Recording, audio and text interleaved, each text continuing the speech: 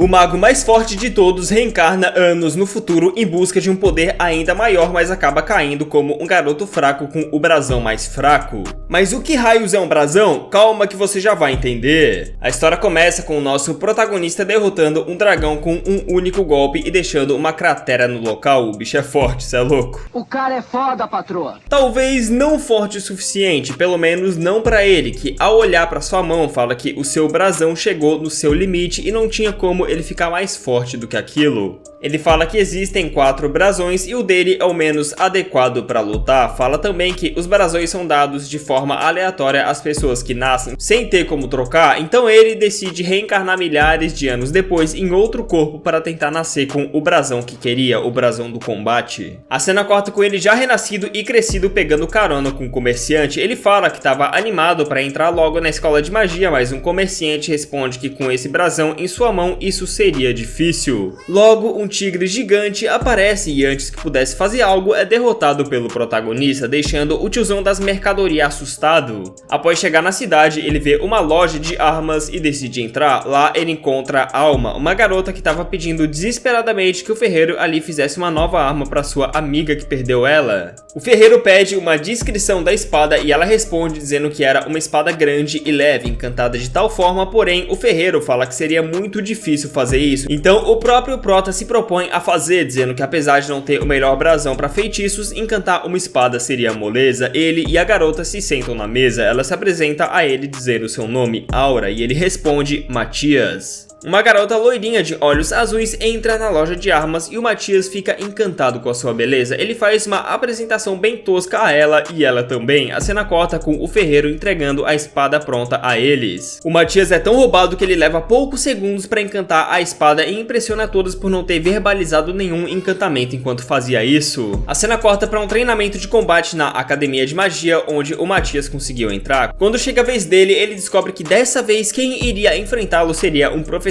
da escola e após uma curta batalha esse professor é derrotado. O anime mostra outro teste acontecendo, dessa vez os estudantes tinham que acertar com magia todos os 5 alvos na sua frente. Após lançar um feitiço, o Matias entende que a loirinha que se chama Luri não estava usando a magia convencional. Ela estava usando encantamentos, pois seu brasão permitia isso. Encantamentos são tipo magias ou feitiços que não dependem do usuário ser muito habilidoso, no entanto ele fala que essa é uma magia fraca e sem muito poder. E também horrível para ser usado em combate por deixar o alvo completamente vulnerável enquanto ele recita o encantamento. Ele fala que esperava que esse tipo de magia já estaria extinta, mas não, nos dias de hoje o melhor brasão para combate mágico é chamado de brasão da glória, que é o brasão dela, que na teoria é o mais inútil. Já o quarto brasão, o de combate, é considerado o brasão mais fraco. Ué, mas não era esse brasão que ele queria? Sim, antigamente era o brasão mais brabo, mas hoje em dia é o mais fraco, sei lá por quê. Na verdade tem um porquê e vocês já vão descobrir. Quando chega a vez do Matias, ele fala que com seu brasão seria difícil lançar uma magia que acertasse tão longe, então ele decide usar uma magia de área para acertar os alvos e após explodir tudo, ele fica com cara de bobão dizendo que exagerou. A cena corta com um discurso do diretor no pátio da escola. Após o discurso,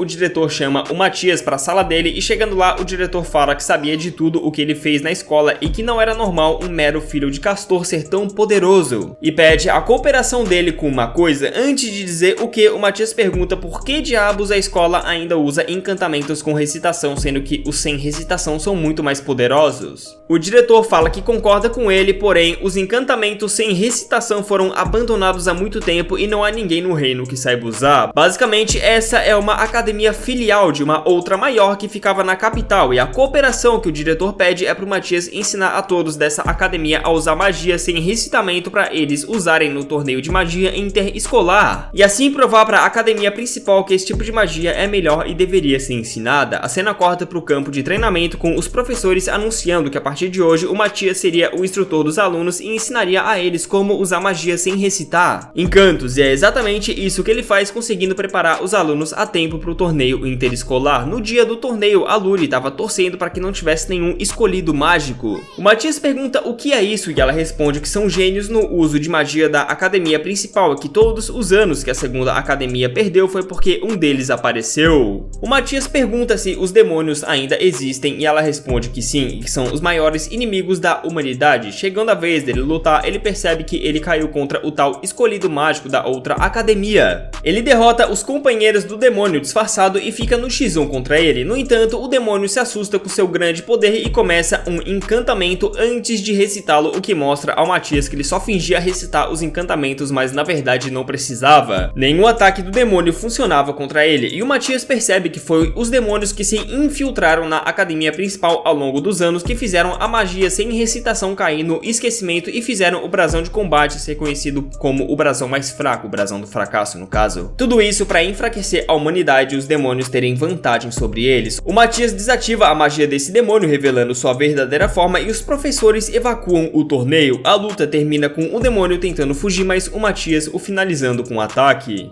A história continua com o Matias e o diretor da segunda academia tendo uma audiência com o rei. Ele agradece ao Matias pelo seu feito, o chamando de herói e oferece uma recompensa. O Matias pede acesso às masmorras e o direito de ficar com o que tivesse dentro delas. Ele fala em pensamento que as masmorras têm os melhores itens mágicos e reinos chegavam a guerrear pela posse delas no passado, mas que hoje em dia provavelmente ninguém sabe mais do real potencial dela, depois que os demônios se infiltraram na humanidade e passaram conhecimento mágico errado para enfraquecê-los. O rei atende seu pedido e começa a falar de outra questão. Ele diz que os escolhidos mágicos começaram a aparecer há centenas de anos atrás e que os 4 escolhidos do reino fugiram após aquele demônio disfarçado ser derrotado. Ele imagina que os escolhidos eram todos demônios e pergunta se agora que fugiram o reino estava seguro, mas Matias diz que é o contrário. Provavelmente eles estavam reunindo uma grande força e assume que eles atacariam em 3 meses. O rei fica com medo, mas Matias fala que era só criar uma barreira gigante ao redor do reino e que com a ajuda das 2 academias eles terminariam tudo em apenas um mês. O rei acredita nele e manda preparar tudo. Além disso, concede ao Matias o título de líder da luta contra os demônios e com esse título ele tinha acesso a praticamente tudo que queria. Ele entra em um depósito do reino e encontra uma espada que ele fez na sua vida passada. Ele leva ela para usar na base da barreira e leva também um colar que ele fez na sua vida passada que dá mais XP ao usuário por derrotar monstros. Ele decide explorar a masmorra do reino e convida a Alma e a Luri para formarem um grupo com ele. Elas aceitam e os 3 se direcionam para a masmorra abaixo da academia. Ele explica que a diversidade e força dos monstros diferem a cada andar da masmorra e fala que os monstros desse andar não devem ser difíceis. Ele anda um pouco e volta com um monstro na mão. O brasão da Alma é perfeito para combate a longa distância e ele decide treiná-la como a arqueira do grupo. Basicamente, ele coloca o monstro em cima de algo para servir de alvo e ensina a Alma a imbuir uma flecha com magia e disparar, assim perfurando o monstro e o matando. Ele pede para ela fazer de novo e dar mais detalhes do que ela devia fazer e o resultado é ela atirar uma flecha que faz curvas matando outro monstro. Ele pede para ela ir sozinha praticar até conseguir matar 2 monstros com uma só flecha e parte junto com a Luri para treiná-la como suporte, já que seu brasão é perfeito para encantamentos. Ele usa uma magia super simples para quebrar a parede da masmorra e conseguir recursos para ela encantar, com apenas alguns minutos a ensinando. Sobre encantamentos, ela consegue transformar o pó da parede em minérios valiosos e quando a Alma encontra os 2 dizendo que já consegue matar 3 monstros com uma flecha, a Luri já estava conseguindo criar uma espada com seus encantamentos. Eles então vão para outro andar mais fundo e lá surgem monstros um pouco mais difíceis que as 2 trabalhando juntas conseguem derrotar facilmente. Isso até um lobo, que é um monstro muito mais agressivo que os outros, aparecer e com uma combinação de trabalho em equipe as 2 conseguem derrotá-lo também. O Matias então faz uma proteção para elas descansarem e diz que vai continuar descendo a masmorra, indo até o andar 25, que deixa elas espantadas, já que elas dizem que o mais baixo que alguém já desceu foi no andar 23 e não foi só uma pessoa e sim um grupo de mais de 30 homens sobre a proteção de Gaias, o deus da magia. Mas ao ouvir esse nome, o Matias diz em pensamento que só pode ser coincidência, pois Gaias era o nome dele na sua vida passada. Ele desce até o tal andar para conseguir o minério que queria e nota que um andar abaixo do dele estava o chefe dessa masmorra. Ele decide enfrentá-lo e descobre que o chefe era um cobrão gigante com um veneno tão forte que é capaz de deixar o ar tóxico. E é claro que ele decide pegar no cobrão e o encará-lo de frente. Eu nem vou mostrar muito dessa luta porque a animação é terrível, tá ligado? Então bora só pular para ele voltando até as 2 e falando que derrotou um grande monstro lá embaixo. Saindo da masmorra, eles vão para uma guilda ali perto querendo vender o que conseguiram e isso inclui a cabeça da serpente, que ao ver a recepcionista da guilda dá um grito. No caminho de volta, ele fala que conseguiu 750 moedas de ouro e queria dividir o lucro entre os três. Enquanto eles discutem sobre isso, o Matias e as duas sentem um poder mágico se aproximando rápido da academia. Eram dois demônios e, segundo ele, um deles era bem fraco e o Matias deixa ele para as duas lutarem, ficando contra o mais forte que superava em muito o poder do primeiro demônio que ele enfrentou no torneio. O Matias chegando com um ataque surpresa no demônio mais fraco, que logo é distraído pelas flechas da alma e vai atrás delas. O demônio mais forte então começa uma batalha contra ele. O Matias desvia do seu ataque dizendo que morreria na hora caso fosse acertado. Ele cria esferas que absorvem a magia e usa para refletir o ataque do demônio nele mesmo. Por mais que ele tentasse de todas as formas possíveis, ele não conseguia recuperar a vantagem esmagadora que o Matias tinha, e o resultado da luta você deve imaginar, né? Ele derrota facilmente esse demônio enquanto seu parceiro estava tendo trabalho para sequer se aproximar da alma e da Luri. E vendo que o Matias estava ali, ele se pergunta onde estava o outro demônio, mas ele diz que o derrotou. O demônio alça voo e decide fugir. O Matias pede para a alma lançar uma flecha mágica nele, pois ele não conseguiria alcançar o demônio com ele voando. E após a flecha atingir sua asa, o Matias o alcança e acaba com ele. Ele tem mais uma audiência com o rei e o Matias pede acesso ao máximo de masmorras possíveis como recompensa. Ele percebe que havia um demônio observando eles através de uma magia que funciona como se fosse uma TV, e lança uma magia de choque nesse demônio que causa um alto dano nele e faz a magia cessar. O rei pergunta se os demônios estavam espionando a humanidade e ganhando informações sobre seus planos todo esse tempo, e o Matias diz que sim. Ele fala que pelo poder mágico ele sabe onde os demônios estão e junto com a alma e a Lyra decide ir até lá, porém era longe demais para ir a pé e sua magia de teletransporte não chegava tão longe, então eles pegam carona com uma velha amiga do Matias, um dragão.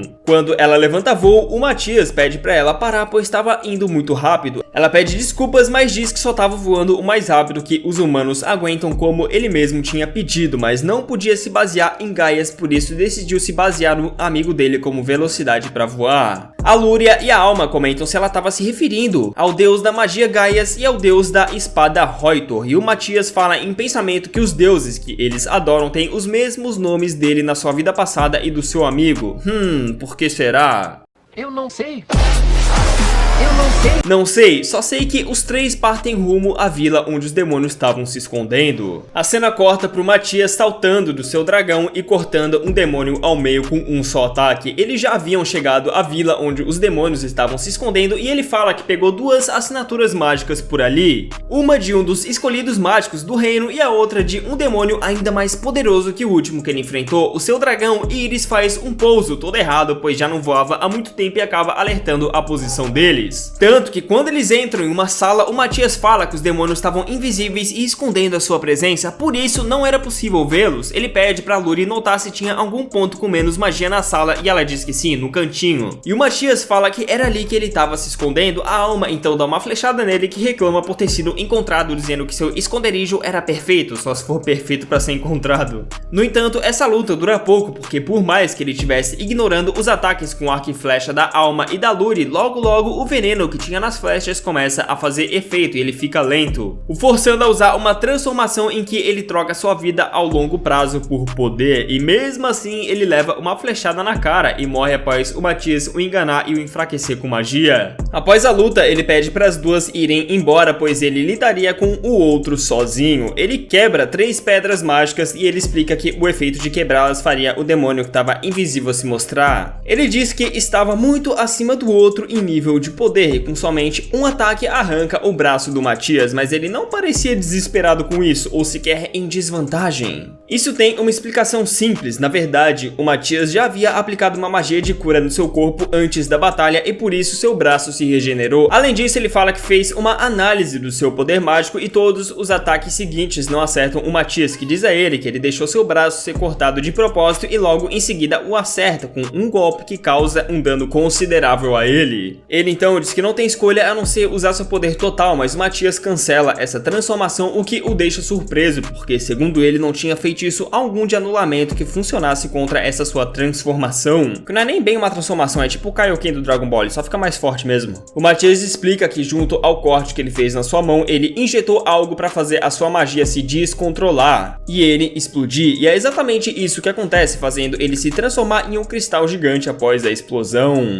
Cristal esse que o Matias explica ser um pilar da veia do dragão. Ele continua explicando que as veias do dragão são um pilar de magia que percorrem a terra, ou seja, é um negócio com muito poder mágico e dado o feitiço feito no cristal, ele imagina que os demônios queriam invocar várias hordas de monstros fortes das masmorras para esse mundo com o intuito de atacar a capital. As duas ficam desesperadas ao ouvirem isso, dizendo que deviam evacuar a cidade, mas o Matias fala para elas não se preocuparem tanto, pois com aquela explosão ele mudou o raio de aparecimento do portal com os monstros para cerca de 10 km da capital. Eles decidem voltar para a capital e no caminho a dragão pergunta o que ela faria após deixar eles lá e ele, após pensar um pouco, a convida para entrar na academia que ele estava estudando, pois assim eles ficariam sempre juntos. Ela aceita e após chegarem ela usa seu poder para se transformar em humana. Em seguida o Matias a apresenta ao diretor da academia e pede a ele para aceitá-la como estudante. Ele responde que aceitaria, mas ela deveria passar no teste da academia com nota quase perfeita. Ele pergunta se poderia acompanhá-la no teste por precaução e ele permite. Ele fala que precisava acompanhar ela para garantir que ela não destruísse a academia acidentalmente com seu grande poder de dragão. A mina é OP, vocês já vão ver, velho. O anime continua mostrando ela fazendo os testes de admissão da academia e destruindo tudo por não conseguir controlar sua força direito. No teste de acerto ao alvo, por exemplo, ela não conseguia acertar de jeito nenhum. Então a solução que ela arrumou foi explodir tudo com um ataque mágico, assim destruindo os alvos e quase o campo de treinamento inteiro também. O episódio termina com o diretor aprovando ela, apesar da cara de espantado com todo esse poder. E basicamente esse foi o resumo dos 4 primeiros episódios de Saiko Kenja, alguma coisa assim, eu não lembro o nome desse anime, velho.